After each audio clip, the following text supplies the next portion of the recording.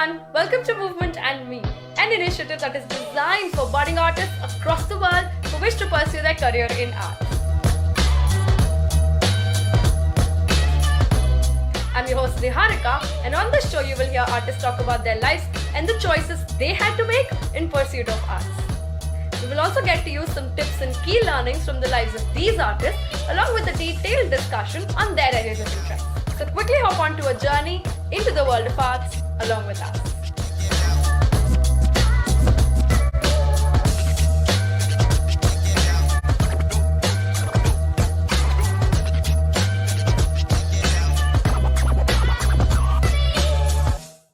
This week, we have with us Mr. Shaun Williams. Mr. Shaun has been a performing artist for more than 15 years in both theatre and film. He has trained under many senior drama professionals such as Prabhat Bhaskaran, Sankar Venkateswaran, Daniel Oldman and H. Tomba, and has been exposed to varied and unique theatrical tradition styles such as improvisational comedy, clowning, ensemble theatre, physical theatre, Kalaripayattu, Butoh, and the list goes on. He has acted in various plays, including The Living Room, directed by Kalki Koechlin, A Special Bond, directed by AkVarious Productions, to name a few. He has done TV commercials for brands such as Imperial Blue, Cellular, Vodafone, cartrade.com, KFC, and Volkswagen. Again, the list goes on. Mr. Shaun is also an accomplished teacher, director of many plays, and coach for young actors in both film and corporate world. One of his students, Miss Inayat Verma, has recently been featured in the movie Ludo, which, by the way, is available on Netflix for all of you to watch. Hi, Shaun. Welcome to the podcast, and thank you for agreeing to be a part of this show with us today. Hi. What's up? Oh, that's amazing. I think you're totally in your clowning mode right now. Yeah. This happened at the last minute actually. But I got to take off my nose. I'm not going to do this all through the interview, but I can't show it to you. Apparently, that's tradition. Yeah. Oh, interesting. I didn't know that. Yeah, it's not good to show. With all apologies to my clown teachers. Yeah. All right. So I think that was entertaining. I don't think our viewers would have minded you having the clown and the hat on during the entirety of the video, but that's your choice. But if I'd like some of your gorgeous viewers to like stalk me later, so I want to show my face. All right, fair enough. On that note, I think I'm going to get started with my first question. While it's exciting to talk to you, but I think I would also want to know a little bit about you. So tell us a little bit about your journey through arts and where did you get started? I mean, you're into acting and theatre. How did it all begin? So, before I start, I just want to make one clarification.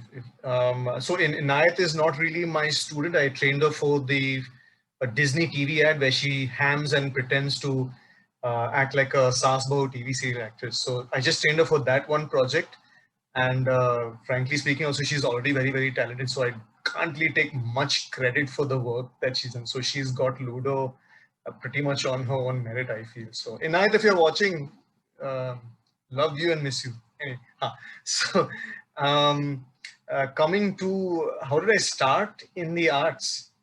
I remember that right from childhood onwards, I always liked being on stage. Always, right from kindergarten, I'll always enjoy being on stage, through school. It was my secret dream to attain the heights that Michael Jackson had, I just wanted to be as big and famous like him. So in school also, I mean, I was actually born in Kuwait and I came here when I was young itself, 6 or something. But so someone asked, is there a singing competition? Who wants to go? My hand went up. I remember not even thinking, I just put my hand up. And since then, I always attended every year I attended a competition in school. I wanted to be a singer actually, so even it didn't cross my mind to become an actor or be involved with theatre. In fact, it was not something that we knew existed because we grew up in a largely middle class family. There's no such, the arts was just, there's no such thing as arts as such. You watched movies on Doordarshan and from my generation, and VHS tapes, Hollywood movies once in a while. So yeah, it was in college where again I was participating in every competition. I didn't really think of the arts as some place I could make a career in it. In fact, in junior college, the plan was to do computer engineering and then get a job in computer engineering. Then I did badly in my science, and I shifted to then arts. So I thought, I don't know what I thought. Oh yeah, I thought I'll do an NIIT course in programming. And yeah, so I did the GNIT course for 3 years. I thought I'll study arts, literature, and all that. And meanwhile, I'll do coding. I'll get a coding job after that. Well, lots of things changed. Um, my in college, I was still doing the singing competitions, and I was kind of like, wow, maybe I could do something with singing in a way, but not. It was not a serious thought because I knew that I'd be doing a programming job. Then the turning point came when there was a literature festival called Ithaca and Xavier's, and I auditioned for that play because again, I wanted to try everything possible. I did not get through the play. So in the meanwhile, I just hanging around doing Malhar, the college festival for Xavier's. And then Quasar, the director of the Ithaca play, said, would you like to still, are you still keen? Because someone I think dropped out or got sick. I don't know. So I said, yeah, of course. Yeah. So that was Quasar was the first director I worked with. And that was my actual start of my journey in theater. I did that play because of which my friend Akash, who was in the same play, he's the founder of AkVarious Productions. He knew that I did Ithaca, and he said, and somehow we became friends before that. And he said, would you like to also act in the play competitions? So then I started doing every play competition. So I had no sense of direction. I just went where the wind took me. And then for some reason, I don't know how, but singing competitions went down. Didn't really start participating. In fact, I had a sore throat once when I really wowed the audience for the eliminations, but when the finals, I had a sore throat and I didn't sing as well. And that I think ended my career. And so it was the competitions in college. Then came this wonderful festival, which I think every young person in a lot of young person in India, and in fact a lot of theatre groups in Bombay owe their existence to, is Thespo. So Akash entered Thespo, and we did about four Thespos. And from there was the theatre group was born. And, so that's how I kind of got involved. Side by side, I was acting. Side by side, I had a job. I had several jobs actually. And I changed several jobs, but I stuck to just one play a year. And that's kind of been my journey. Um, I actually I actually stopped doing theater. I'm a little squeamish about calling myself a theater person because while my friends were doing two, three plays a year, they would two, 3 plays a year. I was just doing one play a year because of work. I couldn't handle going to office and then coming for rehearsals. I just couldn't take it. I quit my job and to pursue acting. Actually, I had a fallout with the bosses, so that's why I quit my job. Then I said, okay, I'll just follow acting. So I spent time not acting because you had to earn a living. So I did everything from voiceovers, emceeing, writing, corporate training, also everything except acting because you had to first ace the auditions. So wasn't really acing auditions. So eventually I was just doing whatever made me money. So it was the recession. 2008 2009 was 2008 was when it started crashing. 2009 was the full blown. I was broke. There was nothing to do, and a friend recommended me to this company called Theatre Professionals, and they used to do this thing where they would contract out drama teachers to several schools, and that was the time where teaching drama was kind of burgeoning was a blossoming thing. So a few IB schools around that time, 2005, started hiring drama teachers. And so theater professionals, they told me to do a demo class because I'm a theater person and all that. And because also I taught kids in Sunday school, which is not true. I just told stories to kids in Sunday school, and I told them, yeah, I like kids, I can teach, and I am broke, I don't have anything, so I'll come. I did a demo class for them. It was very, very mediocre. I was typical of any other person who's done a class. I'd take exercises of the internet because I didn't have any training in theater. All we did was learn on the job. We'd go to rehearsals, we'd learn our lines, and we'd try to do some thinking and think of what our motivation is and all that stuff. But no, there was no training. And so I was given feedback like, listen, the kids can sense when you don't really know your stuff. You need to workshop a bit. And, that was interesting because I was looking for workshopping. I was looking for training, which I couldn't do earlier because I had my job. Um, and I was doing theater. So there was not much, and there was not many companies offering, or rather, maybe I didn't know of any workshops. So I told him, okay, I'm not going to take up the job right now, like you suggested. They were going to offer me, but for some reason, I don't know, I thought it was too cool. So I just said, I'll not take the job. I'll go and do workshops from the same company.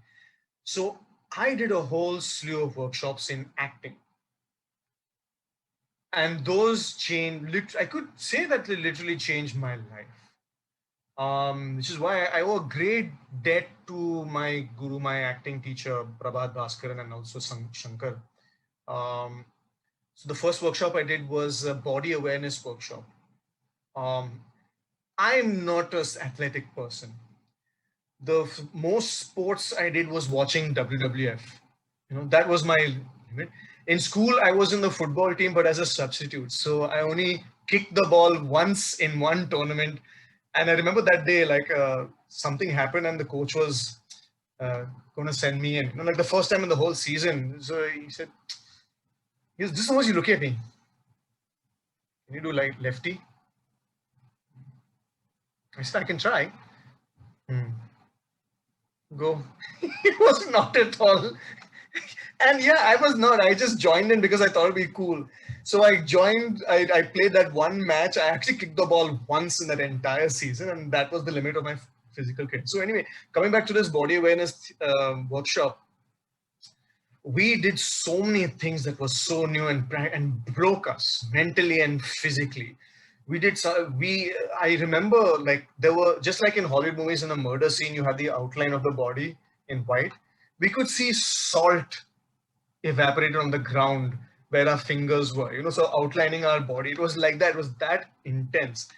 Changed my life. I did the riyaz. In those days I was passionate, so I did proper riyaz every day.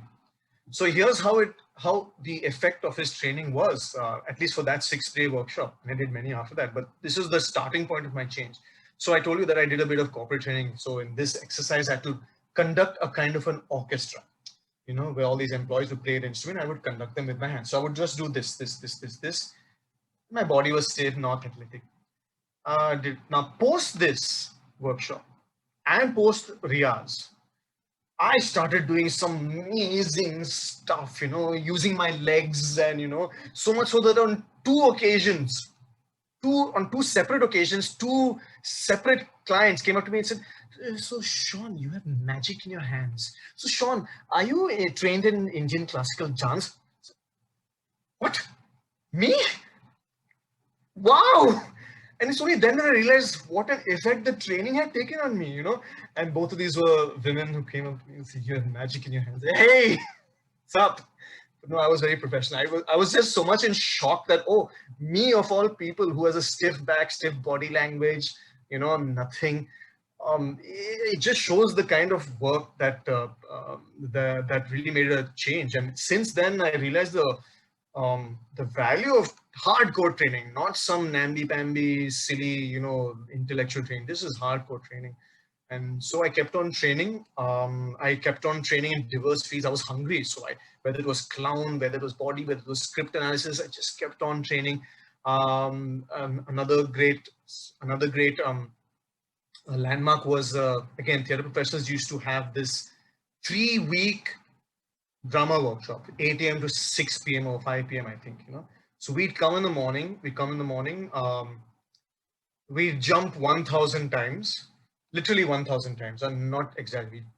count 1000 times. Then we do 12 Surya Namaskars, the full one, which on each side you have some 12 steps. So we do 12 of that. Then we do duck walk, crow walk, alligator walk, and then wood chopping exercises.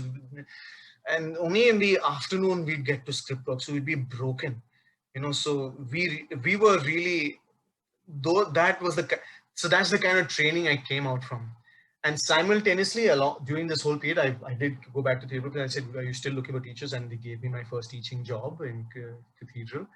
And it's been a great journey since. I fell in love with teaching more than acting, but my acting work helped my teaching, and the mentorship that I got at Theatre Professional was amazing. I had some great mentors who trained me, and it's been a fascinating journey since then.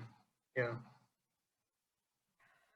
Oh my God, there's a lot that you've done, and you've basically sort of moved from one thing to the other.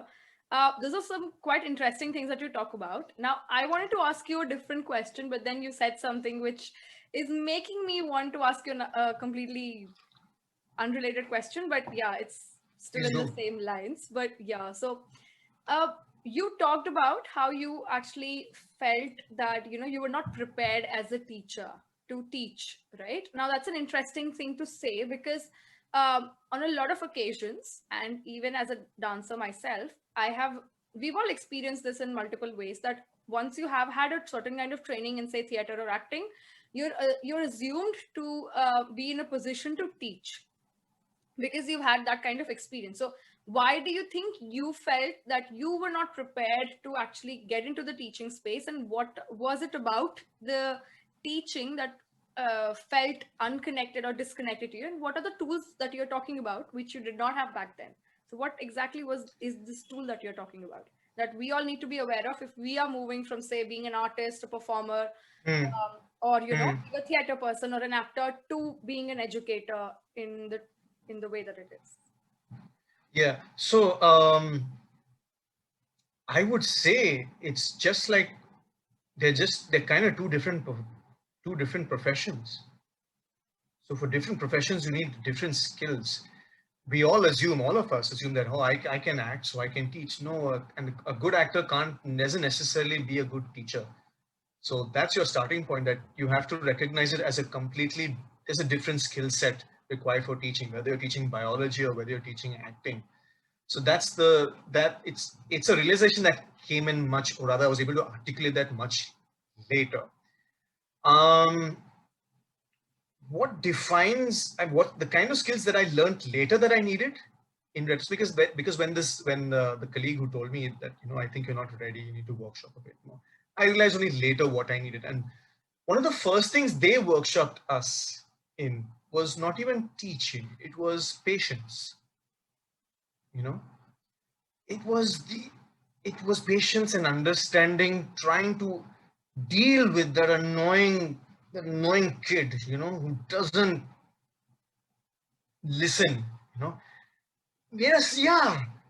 And as my mentor said, there's always going to be that one kid who you want to shoot to the moon. You got to be honest about that shit. There's going to be that kid. So we would do role playing, and we actually had this one exercise where they give us give out give where all of us would conduct a class, and all of us would play kids, and we each would get character it, like this one always just goes up biting people, or this one just is scared and withdrawn. So we had to learn patience and understanding that, okay, there's a behavior, but it's not because the kid is a brat. It's because there's something going on. He wants attention, doesn't know how to attract attention, uh, the right way to get attention. Um, or maybe he's had bad parenting. So he doesn't know the rules. You know, so that was one of the first things we learned, to be patient, to understand, to find out to solve the puzzles. Okay, how do I work with this kid? You know, Getting on my nerve, but wait, let's just take a step back. Hmm, this is it. Let's not react. Let's think about it. So that's one of the things I feel was a very important lesson, which is why, like, when I'm now called on sets to train kids. I mean, I remember this one time we were in a workshop. The kids was screaming and all that, and the director was talking to me, and he's like, "Wait, Sean, it's too much noise. Can you tell?" Oh, okay. And I hardly even noticed the noise because I'm kind of used to that, and it was a break time for the kids. So okay, you need to give it. Sean, how do you do this, man? I don't know now. It's part of the thing. You have patience. Kids sitting, one word, and they go. Whereas yeah. So the other thing was in-depth knowledge of your craft. So if it was acting, my workshopping, my body awareness, as I got more deeper and deeper into training, I could just look at a child and say, there's something not happening here. I think it's the way he's standing. I think he's shy. Just by watching the body, I'd be able to predict or say things. Just by watching their eyes, I'll know, okay, this guy's not going to be good enough for a TV ad. I'm talking about TV work in school. It's a different thing. Um, so, so in that's having a deep knowledge of, well, body and the mind through my acting and through my training, because you get to know how actors act. You get to know behaviors. That's a psychological aspect. Then I would say it's knowing how to speak the language that a student wants, whether he's adult or child, whether he's a 5-year-old or a 10-year-old or a 15-year-old. So finding that language to speak to a child is an important skill for teachers, which again, if you've not taught, you'll never know. Which is why some people say, how do you handle kids? I don't think I have any special abilities. I mean, I do have some talent, yes, but there's again, it comes to, it's a different profession. If you were trained, if you had certain skills to deal with a child, then you'd be also doing pretty much, you kind of, well, not as great as me, but you'll be doing pretty much the same thing. There's another thing that's also I feel is important.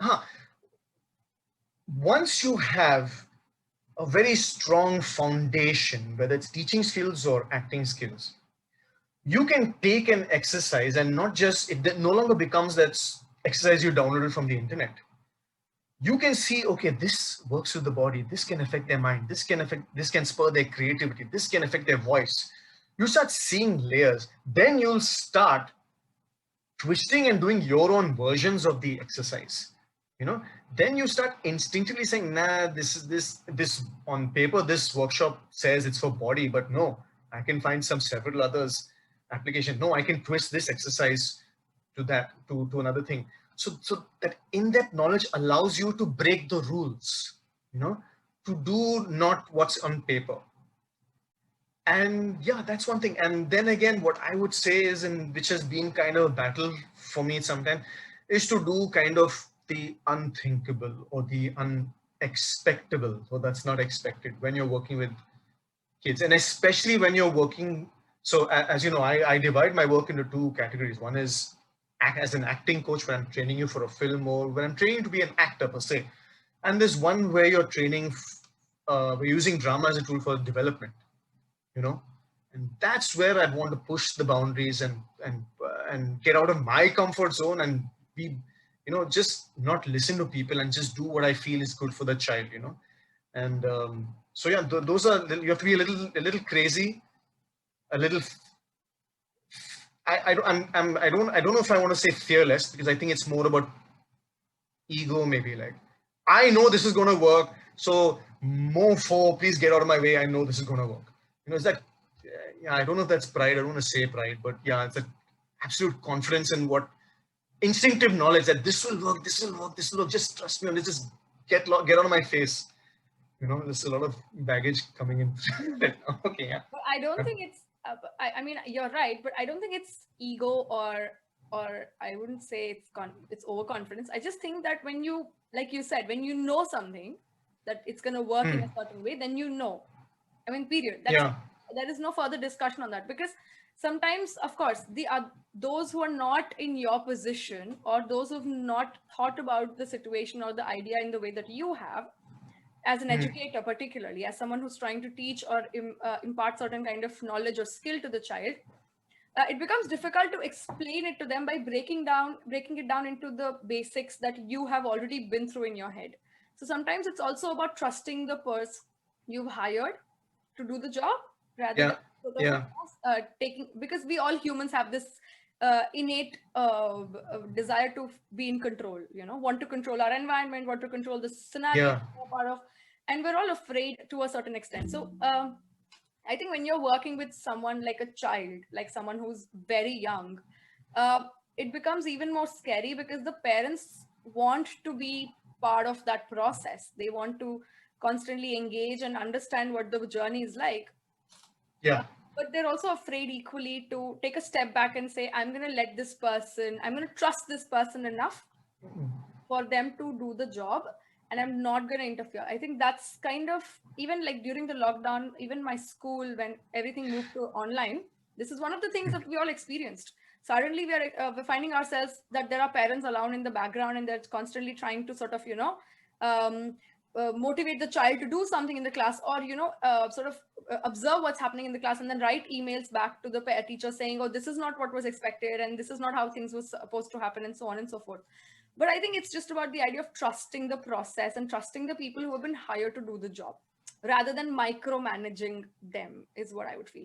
But but having said that, I think one thing that I've really found interesting and useful to reiterate is that as an actor, as an artist, as a performer, your profession and your expectations from what your job profile is very different from what you are as an what the expectations are as an educator. The professions are completely different, and they must be treated as different because the required skills, like you said, the things that you need to learn in order to do or deliver the job perfectly or properly, are very different from each other. And I Yeah. think we, as artists and performers, as someone who enters the field of arts, we tend to forget that sometimes, because we assume that if I've had like 10 years or 15 years of training, I should, it's perfectly normal and expected of me to get into the field of teaching and take it upon, while I of course continue to create and perform and do choreographies on the side. But I think we tend to forget that there's a they're completely different, and you need to have a different kind of skill set to cater to education or educating students versus being a performer or an actor yourself. So thank Yeah. you for Yeah. pointing that out, and thank you for actually putting it out there, because although we do hear, we know it somewhere, nobody has actually been articulating it enough for people to listen to and take it in and let that sink in. Well, yeah. Yeah. You were saying? I so so yeah. So you were bringing up the parents. Yes. Um, I would say sometimes even from school managements, from management, you get that kind of resistance. They don't want to take risks. Sometimes they feel I don't know if I've spoken. Yeah, sometimes there's this thing called annual days, which drama teachers do to make money.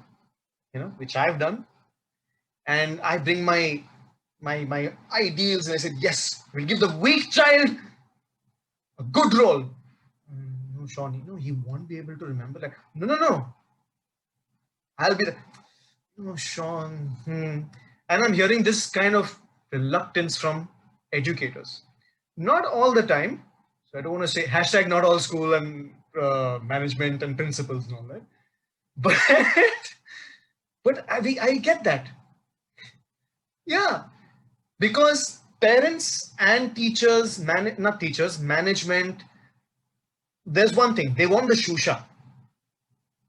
They may say, I want my child to have a good education, but they don't know the hard work and the thought and the training that and the ideals required for that education.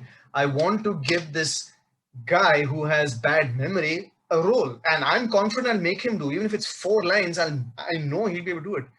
But no, we're worried that the show will not look good. And that's fine. If you want to do a show, that's great. But then let's be honest. We want a shusha, we want a show. Sean, we're not looking for development, and let's not talk about education right now. We want a shusha. I want, and here's again, I understand, I've seen this. Principals are beholden to the parents. They get angry mails.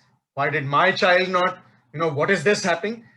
Parents who have no skills, like you said, in education, no. And I'm not bashing parents. I'm not bashing, but I'm just saying this is the thing across the board. It's then there's also the board of directors.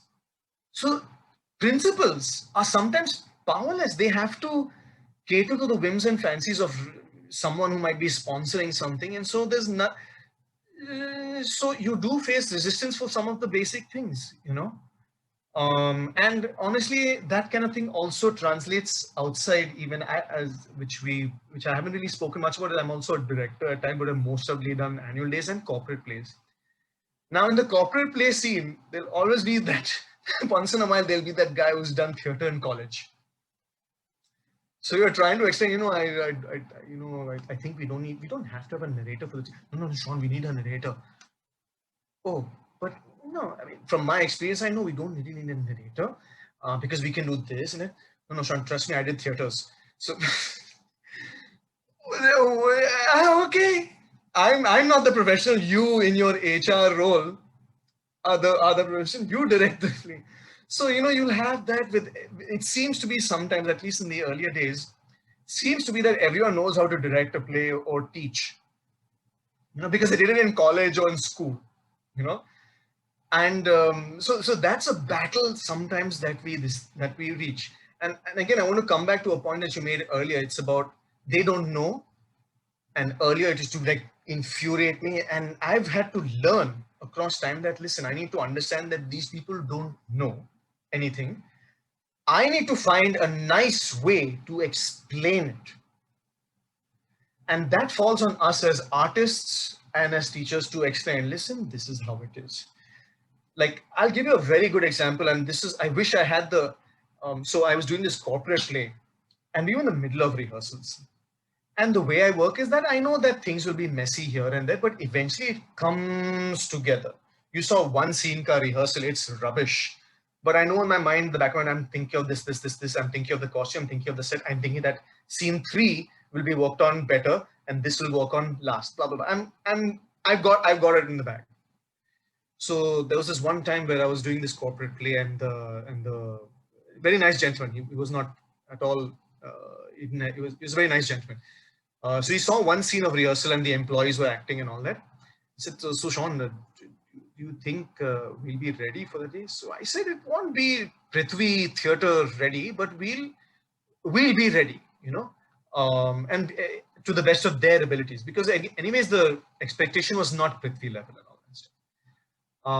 But I couldn't give him the confidence to believe that. And again, he was being very nice. So then my the event management company who hired me, he intervened and he said, "Sir, see, think of this as a surgery. You've come in the middle of surgery. There's blood and organs all over the place. But in the end, Sean will sew it all together and will look beautiful, and it'll be fine." I'm going to use. Then the guy got convinced. But then he also said, "Hey, okay, so Sean, you're the doctor. How is this patient? Is there no?" So he threw it back in, and that's when I gave him that time I gave him a slightly more, I don't know what I said, but it was a slightly more convincing answer. Yes, it's just no, it'll be done. And we had a good show at the end of the day, you know. So so this is something that we artists and teachers need to know how to communicate. You know, we're so stuck in our bubbles. I'm an artist, and honestly, it took me years to kind of get over the anger when someone who's just started his first job telling me, "You know, Sean, I think the clarity is not good."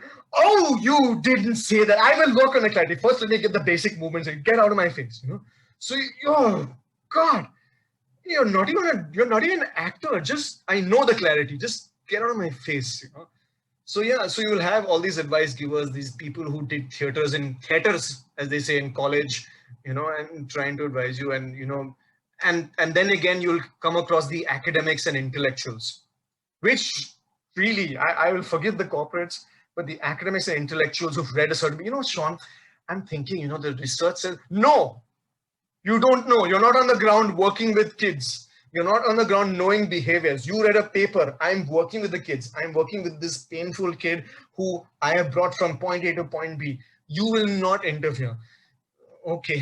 So I had to take time to first.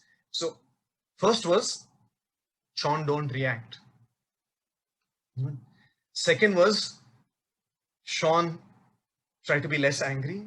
Third was, Sean, now try to say something. in an articulate way. So even that saying had separate phase. Like say first it became blunt, like no, I won't do it. So people, and I'm not happy about this. It's not a brag at all. I really apologize to anyone who I've been blunt with in the past. People would start getting afraid of dealing with me because that thing of being assertive became bluntness. There's a difference, which as I grew and matured, I realized it became so bad that once there was a principal of a very prestigious school. She says, Shaun, I have a suggestion. Don't be angry with me. And I felt bad. I really felt bad. I didn't realize that this is the effect I'm having on people. So the principal of a very prestigious school. Shaun, I'm feeling bad. Okay. And I realized that no, Shaun, you need to find a way to articulate without anger what you're trying to do and say, and confidently. So it took me time to mature and find that. So that's what I wanted to say about that. Interferences. Oh God, I need a drink. But I think that is all very useful because you've given a lot of tips on how to deal with it and what it is that you did yourself in order to get out of a situation like that. So I think that is kind of important. This brings us to the end of part 1 of our series and conversation with Shaun. We will get back to you with part 2 next week. Thank you all for tuning into Movement and Me, an initiative that is designed for budding artists across the world. To continue receiving notifications on our latest episode, please subscribe to our YouTube channel Natya Mandalam or look us up on Apple Podcasts or Spotify for more information. I'm your host Niharika and I'll see you all next week.